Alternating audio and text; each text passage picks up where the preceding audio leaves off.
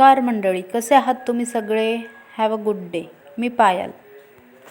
तर आज आम्हाला जायचं होतं अमरावती. हा जो तुम्ही मागं बघताय तो माझा बॉडीगार्ड.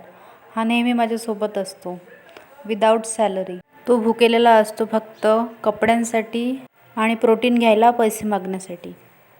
तर इकडे आमची ट्रेन आलेली होती आणि आमचा प्रवास चालू झाला. आज ट्रेनमध्ये खूप जागा होती. कुठे बसावं काही समजत नव्हतं. माझं लहानपणीपासून एक स्वप्न होतं, कुठेतरी आपल्याला 1-2 करोड मिळावे.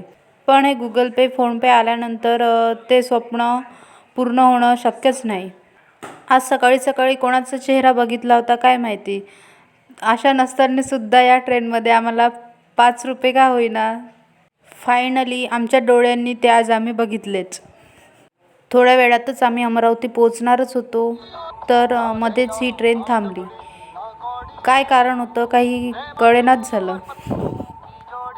मला वाटलं कदाचित पेट्रोल संपलं असेल, नाहीतर रेल्वेचा टायर पंक्चर झाला असेल. मग बसलोय आम्ही स्नॅपचॅटचे फिल्टर यूज करत.